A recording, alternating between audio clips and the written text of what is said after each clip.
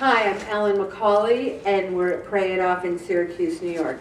Now, right now, if we're to trust that clock, it is 6:14 on February 21st, 2013. Can we go back to 6 o'clock on February 21st of 2013? No, it's gone.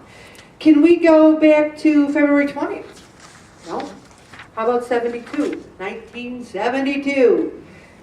The TAE Spartans winning the championship football game. I lost my voice. It was the guy I was madly in love with scored the winning touchdown. There wasn't a better day. No, I can't go back. In my mind, I can. And that's a pleasant memory.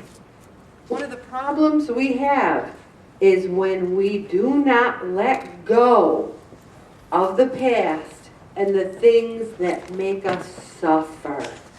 And I talked about this the last time we had a really good let go, pray it off meeting was in 2010. And I don't know about you, but I think we're about due to talk about letting go. The first thing we need to talk about is letting go of the past and our suffering. There's something noble about suffering. There's something, I had such a rough life. I have suffered so much. And there's almost a little comfort in that in a way because you've overcome that. But when you revisit it, when you deal with that pain over and over again and beat yourself up, it can destroy you. Especially if some of the pain from your past is caused by someone else hurting you. And I'm going to make up a lot of scenarios tonight. I'm going to say things and you're going to say, well, I didn't do that, or Ellen, did you do that? There's scenarios. Take, for example, that someone betrayed you terribly. Let's say it was a parent or a loved one, and you just can't get by it. You go to your refrigerator every night. You're like, I need some wine. I need some beer. How could they do that to me? I didn't deserve it. You are giving so much power to that past memory, even if it was someone dying. Why did my mother die at 35 years old? I could have been a different person if my mother. Sometimes you're mad at God. Why did God let my sister get MS when she had a bad life anyway? We sit there and we why, and instead of just saying, I'm just going to forgive. I'm going to forgive this situation. I'm going to forgive what went on in my life. Even if you write it down, dear whoever, dead or alive, I forgive you. At one time, someone was in the group and they were talking about an abusive parent. And they just couldn't get by it. And it just bothered them every day of their life. The parent was long dead and long gone. But the power of that suffering still had a real grip on this person. And here's one of the ones that I personally have the biggest problem with, forgiving myself. Oh, I can forgive other people. Oh, they didn't mean it. They were sick. They were troubled. They were this. They were that. But then you hold yourself up to this higher standard. Why didn't I plan better for retirement? Why didn't I accept the date when Brad Pitt asked me in 1989? Why? Why am I doing these things to myself? And on a more serious note, there's almost a little pleasure in that. There's almost a little pleasure like, I'm beating myself up. I deserve it. See how sorry I am, God? I can't even have a happy life. I'm so miserable and so sorry. There are people who have murdered people who forgive themselves easier than we do for some of the mistakes we've made in the past. You cannot change the past. You can only become stronger from it. We can either be the victim or the master. We can either take control of our destiny or fall victim to it. So if we make a decision to move on with our life, we're taking action. We're moving on with our lives. One of the biggest reasons why I got up to 370 pounds is I had that cat o' nine tails out 24/7. I was constantly doing this. You shouldn't have done this. Why couldn't you have been a better person? Why did you let that happen? And I was just eating because I was so upset with myself for not being perfect. Not being perfect. Whoever said we were going to be perfect? Whoever said that life was going to be perfect? That terrible things didn't happen to people we love? One of the things that's such a fact that we don't want to face is that everyone we love is going to die. Everyone, including us. Because that's what life is. And if you really stop to think about that, who would want to go on with life? It's such a terrible life. I mean, terrible thought. Instead, we say, you know what? This is impermanent. This is all going to pass. The only thing that's true is my faith in God. So I'm going to do the best I can to be happy and to be loving and to be kind. And we've talked about this in the past. I say I love you all the time. You call me on the phone, I love you. See you later, love you, love you, love you, love you. Because we don't know when it will be the last time that we say that to some people. We don't know. So what's wrong with saying, I love you? No one's going to say, I wonder if Ellen loves me. I'll tell you, I love you. Love you. No one has to guess. And another thing about letting go is we become detached from the event. Let's say something terrible happened to you in high school. And let's say, for whatever reason, maybe you had to have an abortion. Remember, I'm just mentioning global things. And you can't get by it. You can't get by that terrible event that happened in your life. So you punish yourself and you go on and on and on about it. That is something that happened. If you go to your Father in heaven, there is nothing. The only thing He cannot forgive is separating yourself from God. You need to move by it.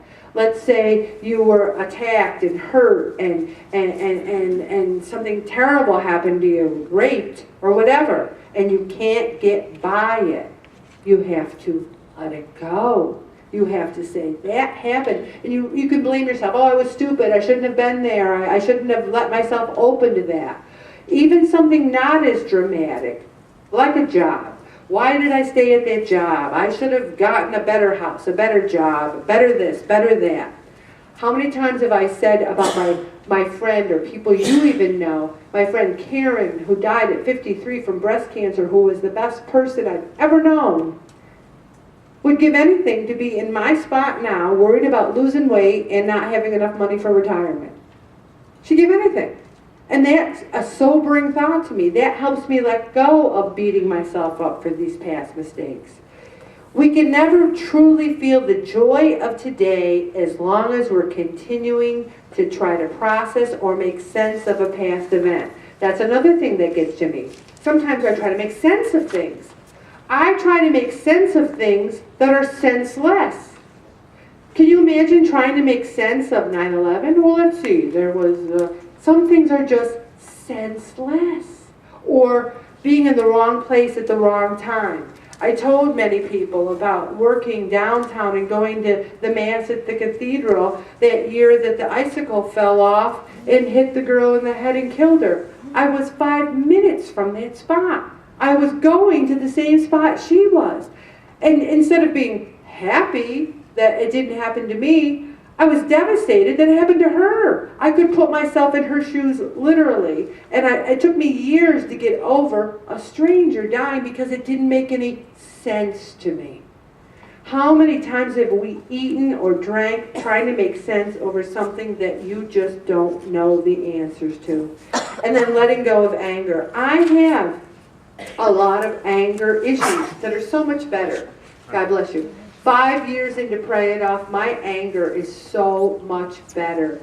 And most of the time my anger is because I was trying to be perfect. Trying to be all things to all people. Why can't I be less tired? Or why can't I do better? Because I'm human. And so often when you snap at people or you yell at other people, you're just really reacting to your own stress and your own trauma. Each one of us finds a different way to take our anger out on ourselves, whether it's an eating disorder, bad relationships, addiction to alcohol. You have the power to let it go. You no longer need to hold on to the past, but God so often has to be in here to help us. We have to say, Lord, help me to forgive. Help me to forgive myself. Help me to go forward and not turn to food, because and here's another one. When you've lost weight and you've gained it back and some, the self-hatred is, anyone who's been there with me, anyone knows that you look in the mirror sometimes and you say, how could you do that again? That self-hatred is sometimes one of the most difficult ones to get over. But the fact of the matter is, you can't do anything about it. It is done. You lost the weight, you gained it back. So what do? Kill yourself or try to lose it again for the last time? Let it go, go forward. It is incredibly empowering when you get to the stage when the past does not control your future anymore. You are relieved of your burden of anger, freeing you from your previous life of self-destructive behavior. And maybe at this point, you can even help others who are going through the same thing that you did. Do you know how many counselors in AA are previous alcoholics? Most of them. Do you know how many people who go into the helpful services because they can relate to it? Look at me. I still struggle with weight, and I'm here trying to help everyone here because I know how you feel. When you look in the mirror and hate what you see, you need addictions just to survive. And you don't know. People might think, oh, Ellen, you probably have a very high self-image. You probably think you're great because you do this group and you help other people. I have to constantly say, you know what, Ellen, you did a good job. You're doing okay. It's hard for me to get inner peace. So often I need it outer. I need people to say to me, Ellen, you're working hard. Ellen, you're trying hard. Just yesterday I tweeted, I've spent so much of my life standing there waiting for someone to say, you did great, or thank you. And I'm waiting, okay, are they going to say it? Are they going to say I did great? Are they going to say thank you? And then I'm sometimes just love standing there going, wow, they're not going to say anything? But you know what I realized? As recently as yesterday, God saw it. God knows. He's up there going, good job, Ellen, thanks. That's enough. That's enough. That's all I need. How much wasted time have we waited going for someone to say, oh, maybe they'll appreciate me. Maybe they'll say thank you. I don't mean you guys. This is other things, you know. But that's enough. God has got to be everything and enough for us. I'm going to stop right there, Bobby.